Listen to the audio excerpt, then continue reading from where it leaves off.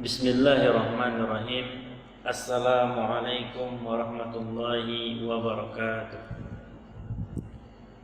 Alhamdulillahillazi nahmaduhu wa nasta'inuhu wa nastaghfiruhu wa na'udzu billahi min shururi anfusina wa min sayyiati a'malina. May yahdihillahu fala mudilla lahu wa may yudlil fala hadiya lahu. Asyhadu an la ilaha illallah wa asyhadu anna Muhammadan 'abduhu wa rasuluhu la nabiyya ba'da. Rabbi shrah li sadri wa yassir li amri wahlul 'uqdatam min lisani yafqahu qawli. Kaum muslimin yang Allah muliakan, puji syukur marilah kita senantiasa mengucapkan kepada Allah Subhanahu wa taala rasa syukur kita ini, karena dengan syukur kita diberikan nikmat. Dengan nikmat mudah-mudahan Allah Subhanahu wa taala selalu memberkahi kita.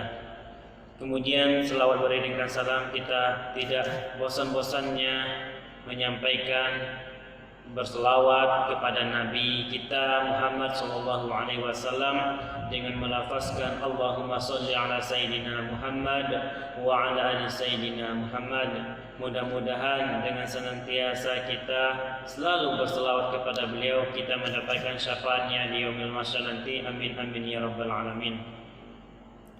Kaum muslimin yang Allah muliakan, pada malam hari ini kita akan membahas masih dengan hadis Riyadhus Shalihin yang akan kita bahas, bab sunnahnya mendoakan orang yang bersin jika ia memuji Allah Subhanahu wa taala, dan makruh mendoakannya jika ia tidak memuji Allah, serta penjelasan tentang adab-adab orang bersin. Kemudian terakhir bab menguap. Di sini juga dijelaskan tentang menguap, bagaimana menguap yang dianjurkan ketika kita menguap bagaimana. Kemudian kita akan menjelaskan hadis yang tentang bersin. Hadis Riyadhus Shalihin nomor 878. Wa an Abi Hurairah radhiyallahu anhu anna Nabi sallallahu alaihi wasallam qala innallaha yuhibbul 'utas wa yakrahu tasawuf fa iza 'atasa ahadukum wa hamidallahu ta'ala kana haqqan ala kulli muslim sami'ahu ay yaqulu lahu yarhamukallah wa amma tasawuf fa innama huwa minasyaitan fa iza tasa'aba ahadukum falyaruddahu mastata' fa inna ahadakum iza tasa'aba dhahika minhu syaitan. Rawahu Bukhari. Hadis ini menjelaskan dari Abu Hurairah radhiyallahu anhu bahwasanya Nabi sallallahu alaihi wasallam bersabda, sesungguhnya Allah mencintai orang yang bersin. Nah, di sini dijelaskan bahwa Allah Subhanahu wa taala sangat mencintai orang yang bersin. Nanti kita jelaskan bagaimana hikmahnya dan kenapa Allah mencintai orang yang bersin. Kemudian membenci orang yang menguap.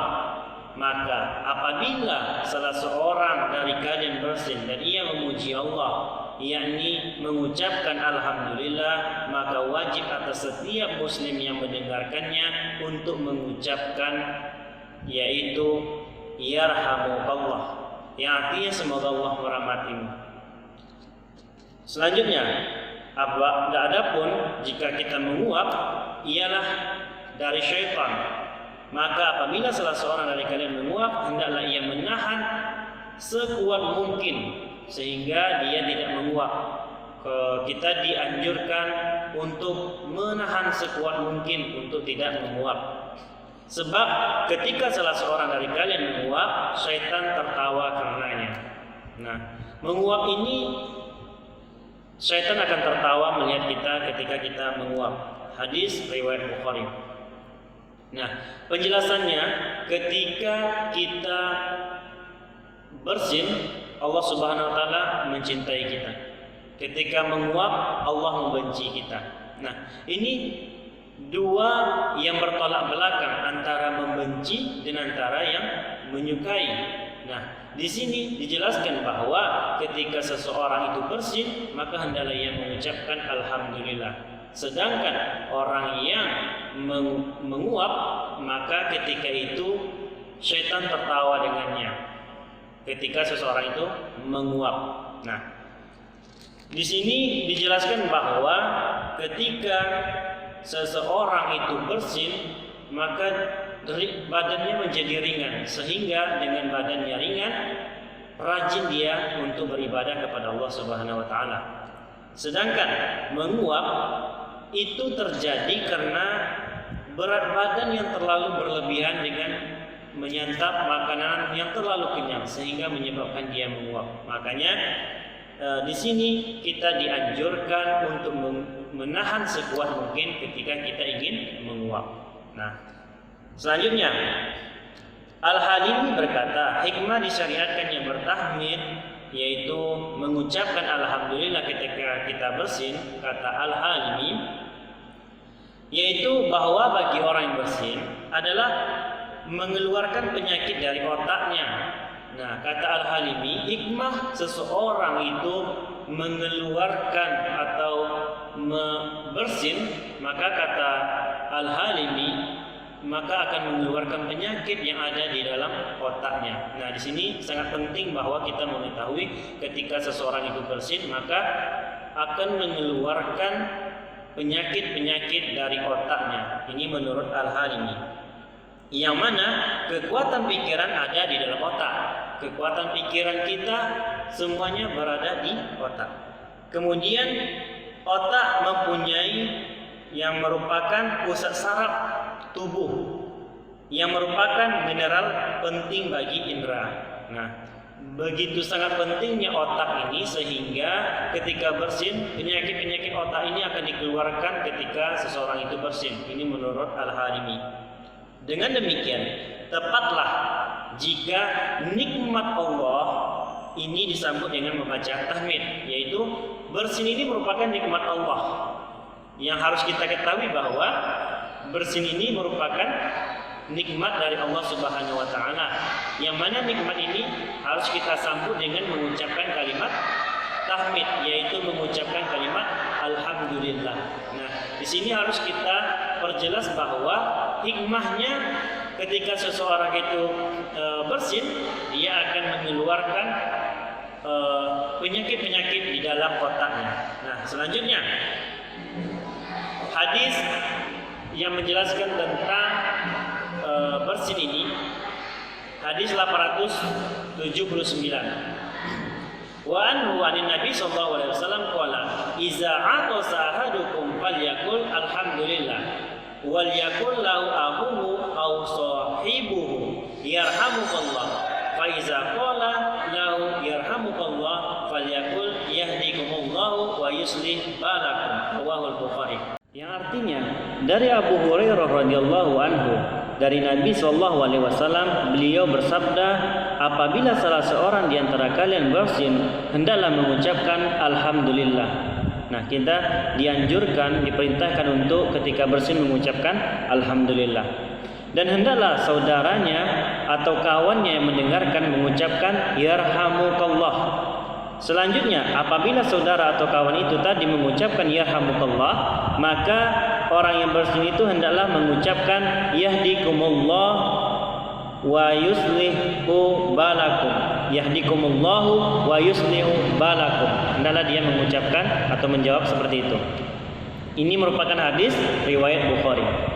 Nah, dari penjelasan ini ada yang mengatakan bahwa Rasulullah SAW sangat menganjurkan kepada kita ketika kita bersin, dalam keadaan bersin, maka ketika itu kita hendak bertahmid, yaitu memuji Allah dengan mengucapkan alhamdulillah. Nah, ketika seseorang mengucapkan alhamdulillah, kemudian didengar oleh teman atau sahabat atau orang yang dekatnya, maka hendaklah kita mengucapkan yarhamukallah. Nah, ketika itu orang yang bersin ketika mendengarkan sahabat atau temannya atau orang sekitarnya mengucapkan yarhamukallah, maka dia hendak menjawab kembali dengan kata yahdikumullahu wa yuslih balakum. Nah, ini merupakan anjuran dan merupakan perintah Rasulullah SAW ketika seseorang dalam keadaan bersin hendaklah dia memuji Allah. Sebagaimana dijelaskan hadis sebelumnya bahwa orang yang bersin itu, kata Al-Halimi, dia akan mengeluarkan penyakit-penyakit dari otaknya. Dia akan mengeluarkan penyakit-penyakit dari otaknya. Oleh karena itu hikmahnya kita dianjurkan untuk mengucapkan kalimat tahmid, memuji Allah, karena Allah Subhanahu wa taala menghilangkan penyakit-penyakit di dalam otak kita. Masya Allah. Kemudian selanjutnya hadis yang berkenaan dengan Riyadhus Shalihin, yang berkenaan dengan bersin. Wa an Abi Musa radhiyallahu anhu qala sami'tu Rasulullah sallallahu alaihi wasallam yaqul iza atasa ahadukum fahamidallahu fasammituhu fa illam yahmadillah fala tusammituhu. Nah, di sini dijelaskan bahwa dari Abu Hurairah, dari Abu Musa radhiyallahu anhu, saya pernah mendengar Rasulullah SAW bersabda, apabila salah seorang dari kalian bersin lalu mengucapkan alhamdulillah, maka bertasmidlah untuk mendoakannya dengan mengucapkan yahdikumullah. Namun, nah di sini digarisbawahi, namun jika ia tidak mengucapkan alhamdulillah, orang yang bersin tidak mengucapkan alhamdulillah, maka jangan kalian mendoakannya. Ini merupakan perintah Rasulullah SAW, sabda Rasulullah SAW. Ketika kita bersin, hendaklah kita mengucapkan alhamdulillah, maka kita akan mendapatkan doa dari orang-orang yang mendengarkannya. Namun kata Rasulullah, ketika dia bersin tidak mengucapkan alhamdulillah, maka tidak perlu kita mendoakannya atau mengucapkan yarhamukallah, karena ini merupakan suatu perbuatan yang makruh hukumnya. Nah, intisari hadis ini ialah bahwa orang yang bersin itu jika tidak bertahmid atau mengucapkan kalimat alhamdulillah, maka tidak boleh didoakan. Di sini harus kita ketahui ya, bahwa tidak perlu didoakan orang-orang tersebut. Nah, selanjutnya hadis yang berkenaan dengan menguap. Di sini dijelaskan bahwa hadis tentang menguap. Wa an Abi Sa'id Al-Khudri radhiyallahu anhu qala Rasulullah sallallahu alaihi wasallam iza tasa'aba ahadukum falyumsik biyadihi ala fihi fa inna syaitan yadkhulu, rawahu Muslim. Nah, dari Abu Sa'id Al-Khudri radhiyallahu anhu, ia berkata Rasulullah sallallahu alaihi wasallam bersabda, janganlah salah seorang dari kalian menguap. Janganlah salah seorang menguap. Jika salah seorang menguap, maka hendaklah ia menutup mulutnya dengan tangannya. Ketika kita menguap, kita dianjurkan untuk menutup mulut ketika kita menguap. Nah, kenapa? Karena sebab syaitan akan masuk ketika kita menguap. Nah, intisari hadis ini adalah sunnahnya menutup tangan pada mulut ketika menguap, karena syaitan akan masuk ke dalam mulut kita ketika kita menguap. Nah, ini merupakan perintah Rasulullah SAW yang harus kita bisa ambil hikmahnya, kemudian kita praktekkan dalam kehidupan kita sehari-hari. Semua kita pernah melakukan dan pernah mengalami ini. Ketika kita bersin dan menguap, itu suatu hal yang berbeda. Yang membenci dan yang mencintai. Antara yang bersin Allah mencintainya, dan yang menguap Allah membencinya. Hikmah-hikmahnya juga banyak terkandung di dalam bersin, yaitu salah satunya menghilangkan penyakit-penyakit dari otak kita.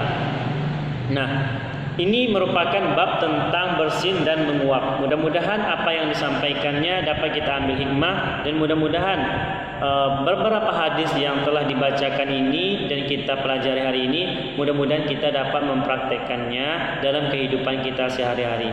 Mudah-mudahan Allah Subhanahu wa taala selalu memberkahi kita. Kita akhiri dengan doa kifaratul majlis. Subhanakallahumma wa bihamdika asyhadu an la ilaha illa anta astaghfiruka wa atubu ilaik. Assalamualaikum warahmatullahi wabarakatuh.